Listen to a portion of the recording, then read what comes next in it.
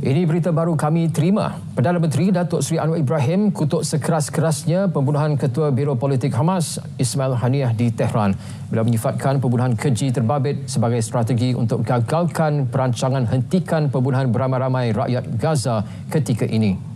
Datuk Seri Anwar turut menzahirkan kebimbangan mendalam kesan tragedi tersebut ke atas rakyat Palestin selepas berdepan pelbagai bentuk kesengsaraan dan penderitaan yang berpanjangan. Mengulas kritikan diterima apabila mengadakan pertemuan bersama Ismail Haniyeh Mei lalu, Perdana Menteri menyifatkan pihak terbabit gagal menghargai usaha Ismail ke arah mencapai keamanan di Asia Barat dan hak Palestin sebagai negara berdaulat. Yang di-Pertua Dewan Rakyat Tan Sri Johari Abdul turut zahirkan ucapan takziah atas pemergian pemimpin Hamas Ismail Haniyeh yang terbunuh dalam serbuan rejim Zionis di Tehran. Mewakili Dewan Rakyat, beliau mengutuk sekeras-kerasnya kekejaman dan keganasan yang dilakukan terhadap bekas Presiden Palestin itu. Menelusuri hantaran di laman X, Tan Sri Datuk Johari turut mendoakan agar penindasan terhadap rakyat Palestin dihentikan segera. Sementara itu, masjid di bawah seliaan Jabatan Kemajuan Islam Malaysia JAKIM akan melaksanakan solat jenazah ghaib untuk pemimpin Hamas Ismail Haniyeh. Menteri di JPM Hal Ehwal Agama Datuk Dr. Muhammad Naim Mokhtar dalam satu kenyataan memaklumkan yang melibatkan Masjid Negara, Masjid Putra dan Masjid Tuanku Mizan Zainal Abidin di Putrajaya. Selain itu, masjid dan surau di bawah pentadbiran Jabatan Agama Islam Wilayah Persekutuan juga diminta untuk mengadakan solat jenazah ghaib.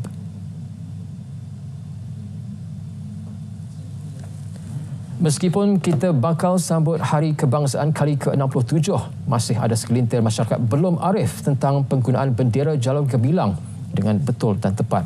Justru bagi tangani isu ini, bekas pendidikan Anand Baharudin menyarankan agar kesedaran dan pengetahuan diterapkan seawal mungkin khususnya di peringkat sekolah. Antara aspek pula diberi perhatian penggunaan warna, bilangan jalur, bucu dan saiz bendera. Ramai rakyat Malaysia tahu tentang aspek warna yang digunakan. Keempat-empat warna itu ada maksud-maksud tertentu. Dan kemudian kita juga tahu bahawa ada jalur-jalur yang digunakan.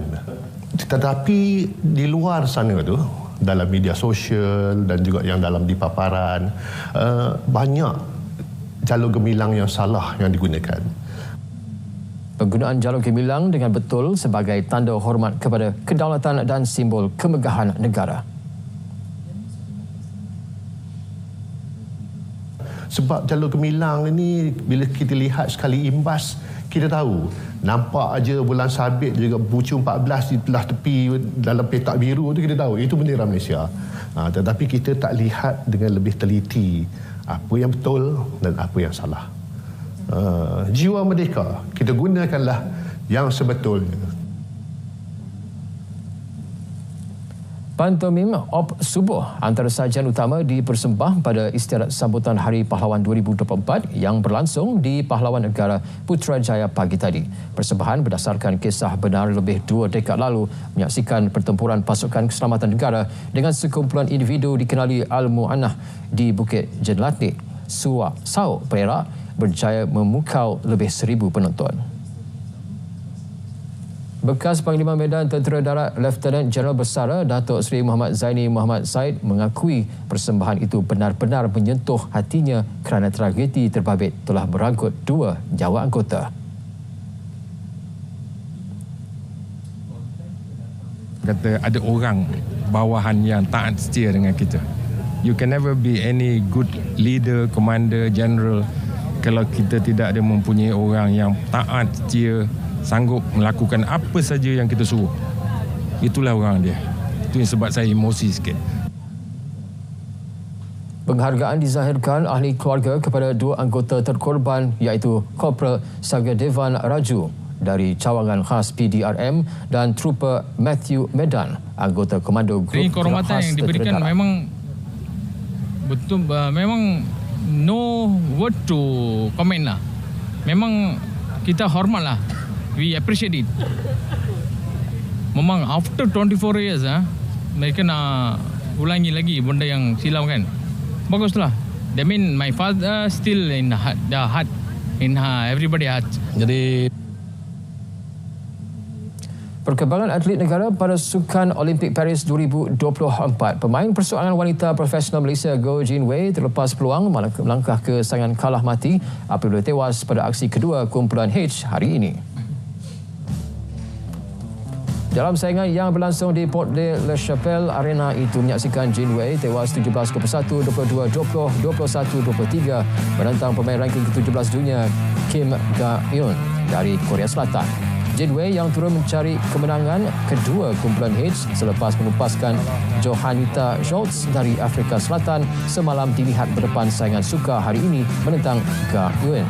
Pemain dari Korea Selatan itu berupaya menyerap semua asakan dan serangan Jin Wei untuk mengungguli set pertama. Set kedua pula berlangsung sengit dengan kedua-dua pemain saling mengejar mata sebelum kemenangan memihak Jin Wei.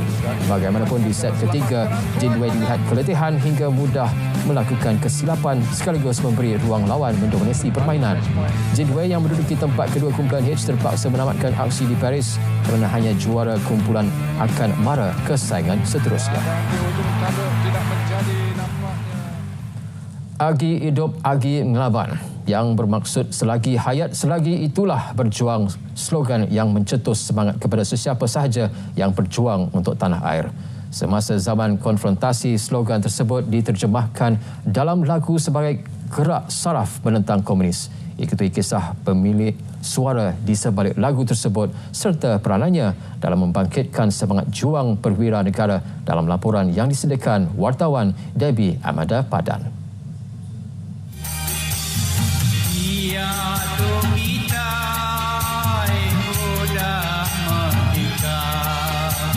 Lagu Agi Hidup Agi Ngelaban karya seorang artis iban popular era 70-an iaitu Christopher Kelly.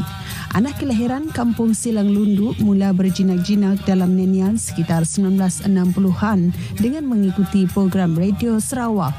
Tercetusnya konfrontasi Indonesia-Malaysia pada 1963 memberi inspirasi kepada Christopher untuk menghasilkan lagu keramat Agi Hidup, Agi Ngelaban buat para prajurit.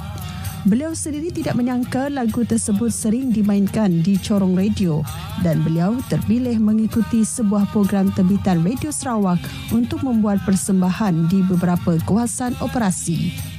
Saya memang buat lagu Agi Hidup Agi Ngelaban ini memang satu dari lagu yang saya wajibkan untuk perwira-perwira kita lah, macam itu hari sebab kita tahu masa itu perang saraf itu orang komunis dari Indonesia melawan kita sini. Dari itulah seni kata lagu ini Agi Hidup Agi Ngelaban ini memang saya buat untuk dia orang. Bagi kita beri semangat dia orang. Jiwa seorang anak seni untuk menabur jasa dengan menghiburkan orang ramai dan anggota keselamatan tersemai dalam sanubarinya walaupun tidak menjulang senjata melawan pengganas dan terpaksa mengenepikan perasaan takut. Ada satu tempat itu Belaga ada saja.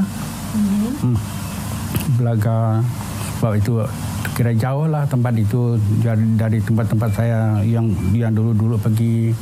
Lagi masa tu kita takut kalau orang dari bawah ini hantam kita, memang kita tidak tahu apa-apa. Apa boleh buat, sudah tugas kami orang dibawa rombongan RTM, rombongan kami menyanyi pergi Uyak Camp. Memang dia orang kami di kenderaan kami membawa artis tu di tengah-tengah. Di depan sini sekar, di belakang sekar jaga kami orang. Sebab masa itu memang cukup panas, sibuk. Ternyata perasaan bangga jelas kelihatan di wajah insan seni ini kerana dapat berkhidmat untuk negara.